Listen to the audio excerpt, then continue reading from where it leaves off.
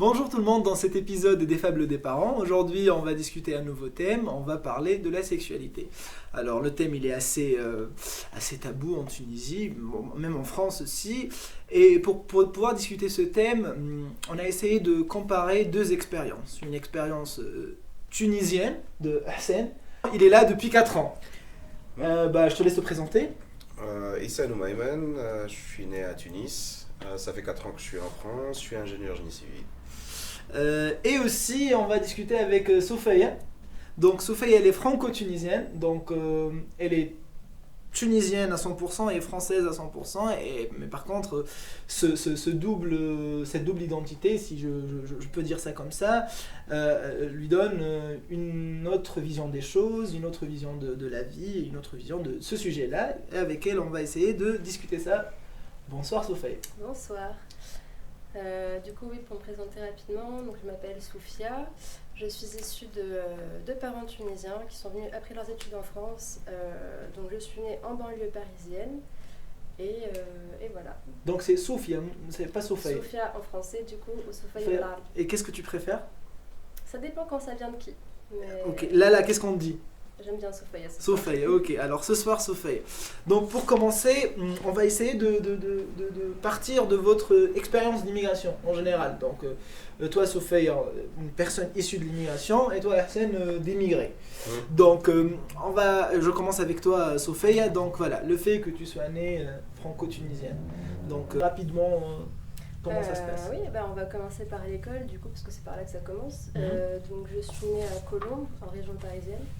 Donc jusqu'à mes 10 ans, j'étais à Paris. Donc Paris, c'est un milieu où il y a quand même pas mal de mixité sociale, donc il y avait un peu de tout. Voilà, donc j'étais pas la seule fille d'immigrés. Donc ça se passait bien, je me sentais bien sûr différente, mais j'avais quand même ma place parmi tous ces petits enfants. Et après, je suis partie en région, donc du côté de la Champagne-Ardenne. Et là, du coup, il y a beaucoup moins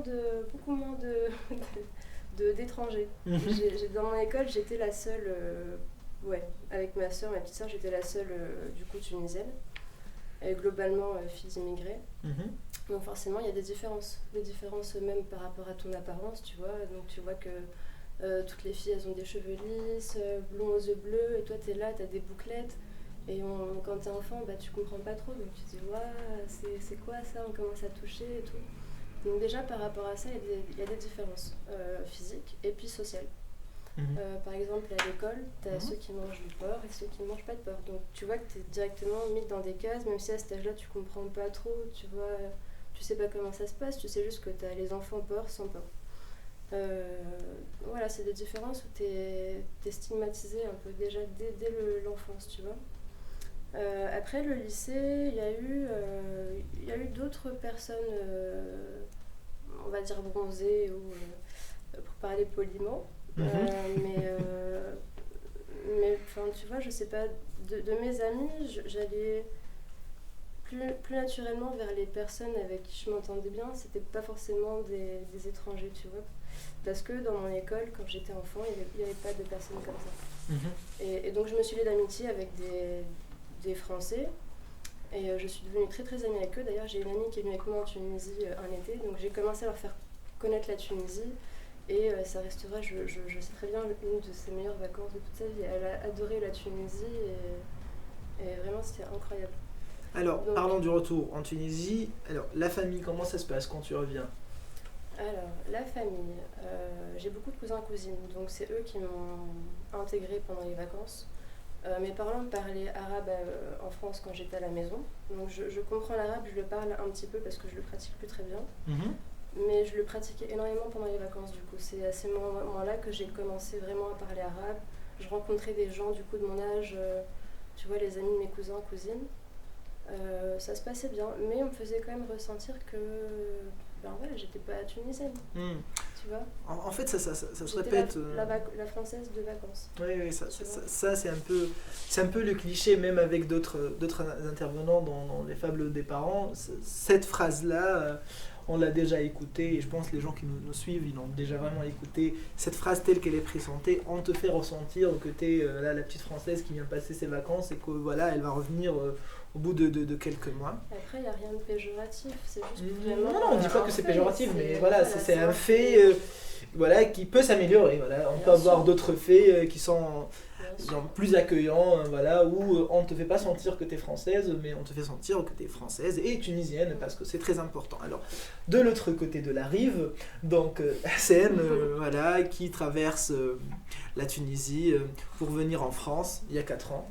Alors, comment ça s'est passé cette expérience d'immigration? Tout à l'heure, avant de commencer, on a eu un petit aperçu. Là, on va avoir un grand aperçu. D'accord. En fait, j'ai commencé ma carrière en Tunisie en tant qu'ingénieur, génie civil là-bas. Ça ne m'enchantait pas des masses, honnêtement. Et un jour, je reviens sur ma boîte de spam. J'ai été sélectionné pour une école à Caen. Je croyais que c'était une arnaque au départ, honnêtement. Et après, en fait, voilà, j'ai cherché un peu. C'est une vraie école. J'ai même cherché sur Google Maps pour savoir là. Et là, je les ai appelés. Ils m'ont dit, ouais, en fait, oui, on a sélectionné ton dossier et ainsi de suite. Du coup, j'ai préparé mon dossier. Et en fait, bon, entre guillemets, j'allais me marier à cette époque-là. J'étais un peu tombé dans le piège. Mais bon, je me sentais en fait étouffé et tout ça. Et après, j'ai sauté sur l'occasion. Et je suis sorti directement de la Tunisie. Je me suis trouvé dans cette école. Et après 6 mois, j'ai trouvé un stage à Toulouse. Et après 6 mois à Toulouse, je suis venu ici pour travailler en Île-de-France. Mon expérience globale, il y avait des hauts et des bas. Surtout, voilà, c'était dur au départ. Puisqu'en fait je ne connaissais pas tous les systèmes législatifs en France, il y a beaucoup de choses à découvrir, certaines difficultés financières, logement à Paris, et ainsi de suite, ce qui n'est pas évident. Et après, petit à petit, on s'est acclimaté, ça m'a pris à peu près... Et le premier retour en Tunisie, c'était comment? Le premier retour, c'était au bout de 2 ans. Au bout de 2 ans, quand même. Quand même. Le premier, c'était au bout de 2 ans, et après 2 ans. Ok. Alors, le premier retour, comment ça s'est passé? Ça s'est très bien passé. En fait, je suis revenu en surprise, personne ne le savait. Voilà, c'est le standard de toutes les personnes qui reviennent pour la première fois, je pense. Personne ne le savait. Et ça s'est bien passé, en fait. Voilà, j'ai vu tous mes meilleurs potes. C'était cool, c'était super. Et de leur côté, les potes, est-ce qu'ils avaient des attentes spéciales et tout? En fait, il y en a beaucoup que je connaisse qui méritent plus d'être ici que moi, honnêtement. Mais la vie ne leur a pas donné l'opportunité de venir. C'est juste une histoire de chance. Et donc, je suppose que avec tes amis, quand tu es revenu de la France pour la première fois, on a posé des questions autour des femmes, autour des hommes, comment ça se passe. On a certainement eu beaucoup de questions autour de la sexualité, il y a beaucoup de mythes autour de ça, et nous aussi dans notre podcast, on essaye de partager 2 expériences, 2 points de vue dans 2 familles différentes, pour permettre aux parents de voir la différence, et de là, voilà, si c'est possible, de donner quelques conseils. Et donc, je pose la question à Soufey, je la pose comme ça, ouverte, donc... Alors, dans la maison, est-ce qu'on parle déjà de sexualité ou pas? Et si on parle, comment on aborde le sujet? Est-ce que le sujet a été abordé à l'école ou pas? Etc. etc. Alors, on va commencer par l'école, évidemment qu'il a été abordé, parce qu'on a des cours de sciences naturelles, donc on en parle à ce moment-là. C'était plutôt des cours d'éducation sexuelle ou c'était comment en fait? Pas éducation sexuelle, ça c'est vrai qu'il n'y en a pas eu, en tout cas de ma génération, il n'y en a pas eu. Mais par contre, on savait comment ça fonctionnait. Ok. Sans véritable conseil. Ok. À la maison, de par la culture tunisienne qui est très pudique, on n'a pas parlé, que ce soit avec ma mère ou mon père. C'est-à-dire que on sait que ça existe, à un moment donné, dans ton corps, il se passe quelque chose de chimique qui fait que ça arrive, mais malheureusement, on n'en parle pas. On n'en parle pas. Après, par contre, je pense que c'est parce qu'on ne veut pas mettre mal à l'aise la personne ou parce que par respect, tu vois. Mais par contre, à un moment donné, j'ai pris la contraception. Ma mère m'a accompagnée, donc elle savait. Et elle a été d'accord, elle m'a accompagnée. C'est même elle, je crois, si je me souviens bien, qui m'a proposé, tu vois. Parce que c'était ma première relation sérieuse avec mon copain. Voilà, donc ça s'est fait comme ça. Mais par contre, c'est vrai que de l'autre côté, côté paternel, on n'en a jamais parlé du tout. Mais même encore jusqu'à aujourd'hui, on n'en parle pas parce que je sais pas en fait. Et qu'est-ce que tu en penses de ça? C'est-à-dire, est-ce que tu penses que c'est bien, c'est pas bien? C'est-à-dire, on imagine si on a parlé de ça, est-ce que ça aurait pu changer des choses ou non? Bien sûr, je pense que ça aurait pu changer des choses parce que, en fait, faut pas faire comme si ça n'existe pas. On sait tous que ça existe. Et justement, il faut avoir le courage d'en parler, tu vois. Ça bien sûr que d'avoir l'avis de ton parent, ça va importer. Même si à cet âge-là, t'es un peu bête et que tu n'écoutes pas, on te dit les choses, tu l'entends, et tu sais que voilà, t'as un conseil parental, tu vois, t'as un point de vue différent, qui est bienveillant, et du qui coup, est là pour toi. Léo, alors, donc t'as appris une chose d'une manière un peu plus spontanée, voilà, au cours de la vie, de l'école, etc., etc. Donc, c'était pas vraiment discuté à la maison. Pas vraiment. Pas vraiment discuté à la maison. Alors, Hassan, à Tunis, dans une maison, dans un quartier, il y avait tes parents, il y avait toi, et certainement, voilà, il y avait des discussions. Est-ce que dans ces discussions-là, il y avait, est-ce que la question de sexualité, elle s'est posée? Plusieurs fois, oui. En fait, bon, mon père et ma mère, ils ont divorcé quand j'avais 10 ans, donc j'ai pas eu l'occasion de faire la discussion avec mon père, donc je peux rien dire de ce côté. Mais avec ma mère, c'était plutôt ouvert en fait. Aucun jugement, ni rien du tout. Mais je sais très bien que mes amis, quand je leur parle, en fait, quand ma mère m'explique, et elle explique explicitement, en me disant, voilà, en me conseillant qu'est-ce qu'il faut faire, qu'est-ce qu'il ne faut pas faire. Quand je parle de ça, genre dans un café avec mes potes, ils sont... T'es normal, toi? Pourquoi tu parles de ça? Mais bon, ça c'était à l'âge de 13 ans, 14 ans, mais après ça a un peu évolué quand j'avais 18 et 20 ans. Du coup, j'ai vu en fait leur regard, comment ils étaient étonnés que je parle de ça aussi ouvertement. Mais ça se voyait dans leurs yeux qu'ils ne savaient pas. Et qu'ils faisaient des bêtises, quoi. Des trucs de sciences naturelles basiques, quoi. Sans entrer dans le détail. Et le fait que tu as cette idée sur la sexualité, que le sujet a été abordé chez vous à la maison, est-ce que ça t'a aidé dans l'intégration ici en France ou non? Beaucoup. Comment? En fait, heureusement pour moi, j'avais pas cette frustration de pas savoir.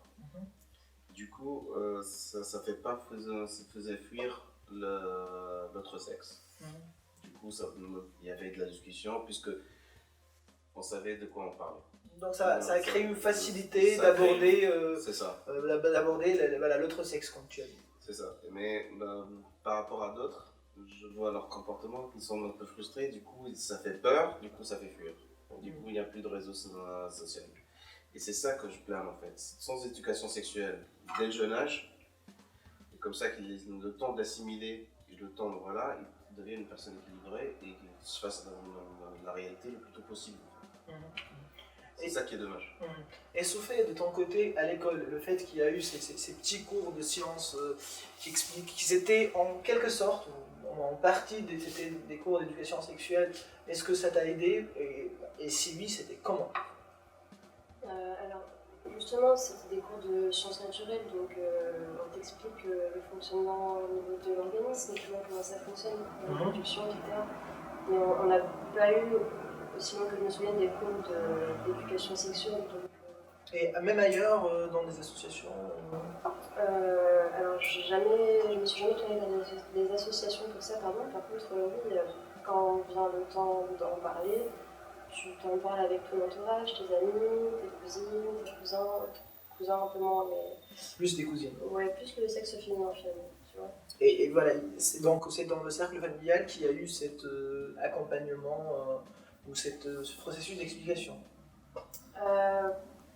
Oui et non, enfin quand je dis cousine, par exemple, aujourd'hui je peux en parler librement avec mes cousines parce que mes cousines sont plus jeunes que moi, mais quand j'avais l'âge, mes cousines avaient 12 ans donc je pouvais pas en parler avec elles.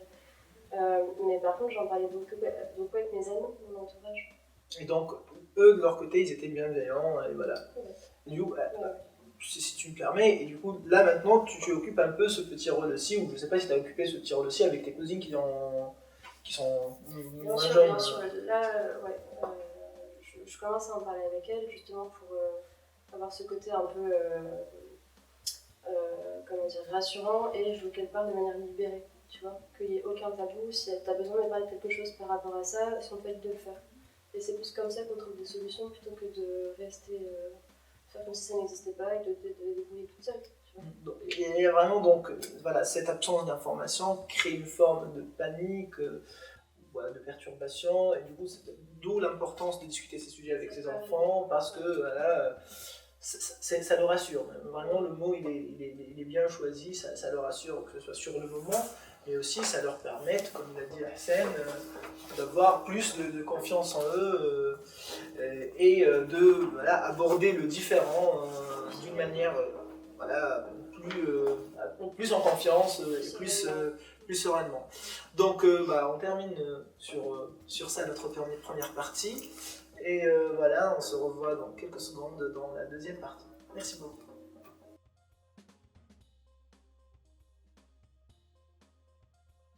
Rebonjour dans notre deuxième partie. Et donc quand on était dans notre pause, dans notre petit moment, notre cher caméraman, il m'a dit les profs, nos premiers profs, mon frère, c'est les parents.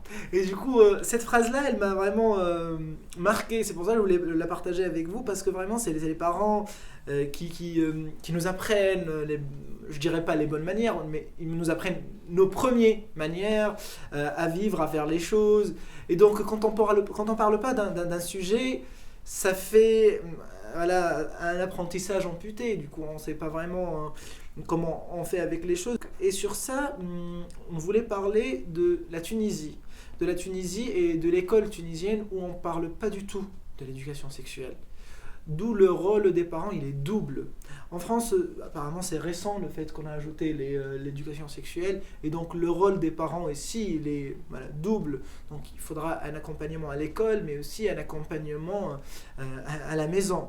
Donc en Tunisie, la situation est telle qu'on va la décrire. Donc en 2020, la Tunisie a tenté d'instaurer l'éducation sexuelle dans les programmes d'études, ou plutôt l'éducation à la santé sexuelle, et ce, afin de ne pas offenser la religion et les traditions. Cette affaire a fait polémique dans le pays, laissant une grande partie du peuple dans une colère démesurée. Voilà, les gens y ont, je dirais pas refusé, mais ils n'ont pas accepté chaleureusement cette initiative de faire l'éducation sexuelle à l'école. Donc effectivement, la pudeur du peuple et l'attachement à la culture et à la religion prennent le dessus et entraînent une négligence très importante au sujet.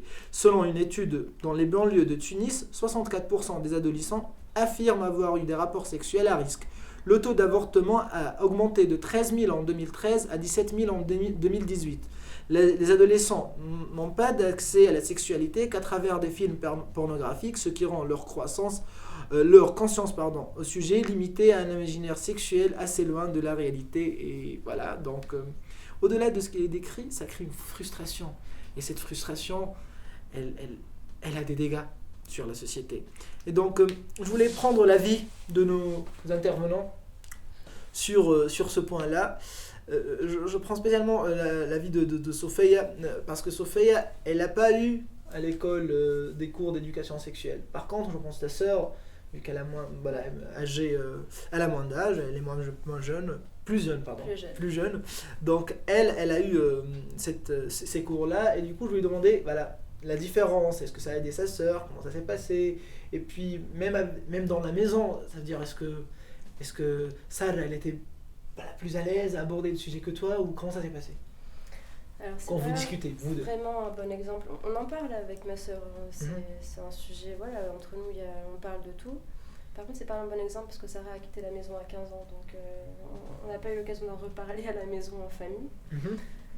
Mais par contre, je pense que ça a dû l'aider le fait qu'elle ait des cours d'éducation sexuelle, parce que ça a dû répondre à des interrogations qu'elle avait et qu'elle pouvait pas en parler avec les parents, tu vois. Donc bien sûr que ça aide. Après, vraiment, le conseil que je peux donner, si je peux me permettre, on sait tous que ça existe, donc il faut il faut faire comme si ça existait. Il faut pas, justement, il ne faut pas faire comme si ça n'existait pas. Donc il faut avoir le courage d'en parler librement. On sait que ça met mal à l'aise, c'est jamais vraiment une bonne situation de parler de ces sujets-là, mais il faut le faire pour le bien de son enfant, que ça se passe pour le mieux possible pour lui. Parce que, on le voit dans ce que tu viens de raconter, quand l'enfant ou l'adolescent n'a pas ces informations-là, il va les chercher de lui-même. Et donc il est amené à faire plus de choses un peu risquées, tu vois. Donc si on peut éviter ces risques-là, vaut mieux en parler peut-être. Hassan, de ton côté, est-ce que tu faisais partie des 64% des adolescents qui ont eu des rapports sexuels à risque quand tu étais jeune ou pas? Si. Je fais partie des 64. En tout cas, en fait, la première expérience c'était bizarre, ce qui est normal, parce qu'en fait je savais pas tout. Mais en fait j'aurais aimé avoir plus d'informations. À titre d'exemple, par exemple, c'est l'important de savoir en fait, par exemple, je vais pas entrer plus dans le détail. On n'a pas besoin de ces détails, on a besoin d'un retour d'expérience. En fait, l'importance de l'acte sexuel en lui-même et de savoir d'écouter le corps du partenaire, c'est très important et on n'éduque pas ça dans un livre de sciences. Donc le comportement, il était à risque. Donc vous n'avez pas utilisé... Non, on a utilisé un préservatif, tout ça. Mais en fait... Alors cette information de l'utilisation de préservatif, comment tu l'as eue? Je l'ai eue à travers des amis. Des amis, non. Et ça, c'est pas la source que normalement je devrais avoir.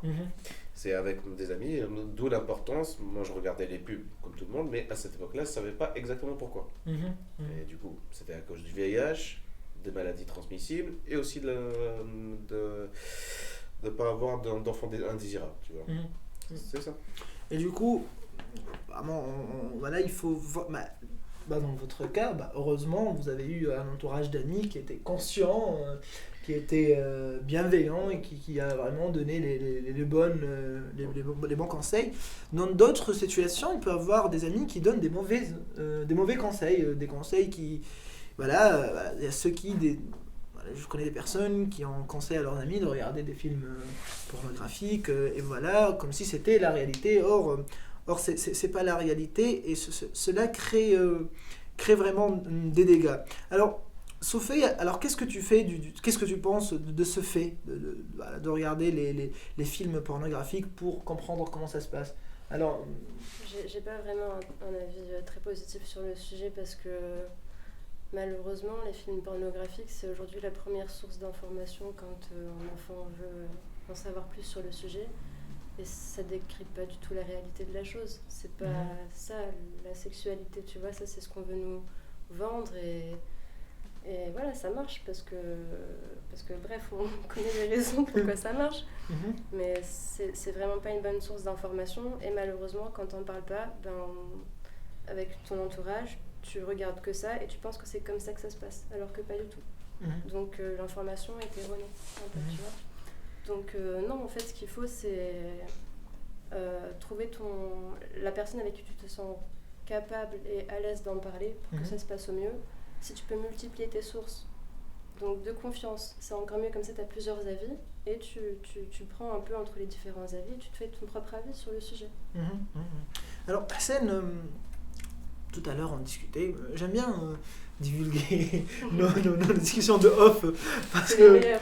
Comment? C'est les meilleurs. Bah oui, mais bon, les meilleurs, c'est parmi les meilleurs parce que si je vais faire semblant qu'il y a comme ça il n'y a pas de caméra. Okay, alors donc on s'est dit vraiment que c'est frustrant. Voilà, si je sais pas si tu es d'accord ou pas, toi aussi Sophie, c'est que aussi les agressions sexuelles, entre parenthèses, les violences et les remarques sexistes aussi sont le résultat d'une frustration. Et cette frustration, elle est quoi? Je veux rebondir sur ça, parce que c'est très important en fait, la frustration, ok, mais elle cause en fait un autre phénomène, c'est la précipitation vers le sexe. Du coup, ça, par exemple, c'est justement quand il trouve l'occasion pour faire du sexe, il va oublier tous les freins, genre préservatifs et ainsi de suite, parce qu'il a trouvé l'occasion, parce qu'il n'en trouvera pas après. Tu vois, cette frustration, elle crée ce genre d'accident. Et ce genre d'accident, entre guillemets, vont comment dire, des MST qui vont se transmettre, et ainsi de suite, et ainsi de suite. J'en parle même pas. Et aussi, en fait, il y a un autre phénomène, c'est les hémorragies aussi. Les hémorragies. Oui, ça arrive souvent, plus qu'on en le croit. Par exemple, dans l'éducation sexuelle, on ne parle pas, par exemple, de l'importance des lubrifiants, par exemple. Et on sait très bien qu'en Tunisie, la plupart des relations ne sont pas vaginales, elles sont anales, pour préserver la virginité des filles.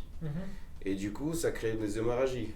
Ça crée des problèmes. Et en fait, j'ai des amis qui travaillent en interne, par exemple à Monastir ou à Tunis, et on parle des sujets franchement choquants. Par exemple, en fait, après un rapport sexuel, la pauvre, elle a une hémorragie dans le côlon.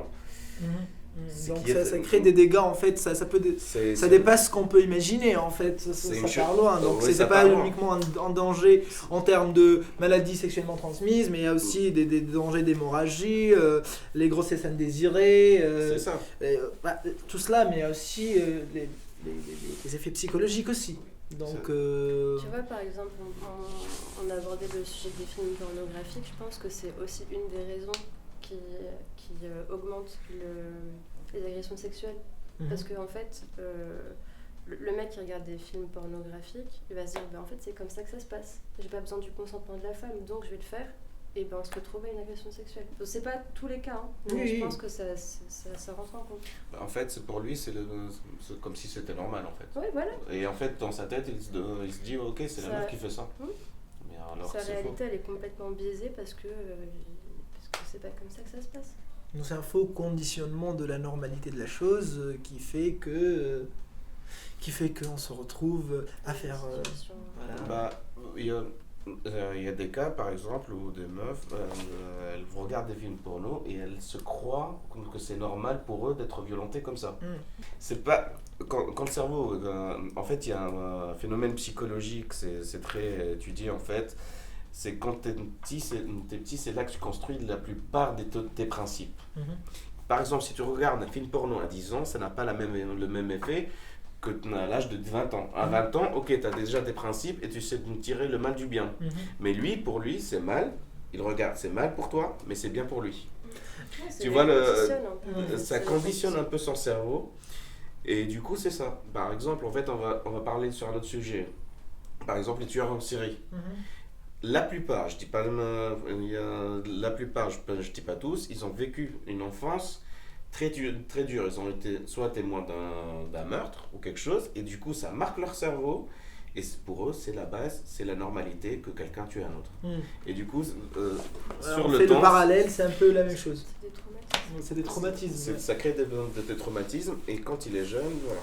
Au début de l'épisode, quand on discutait avec Salma ou avec Nedim ou avec toute l'équipe sur qu'est-ce qu'on veut délivrer comme conseil, on était vraiment sur des banalités, en mode il faut apprendre, il faut parler avec ses enfants, il faut leur dire qu'il faut apporter des préservatifs.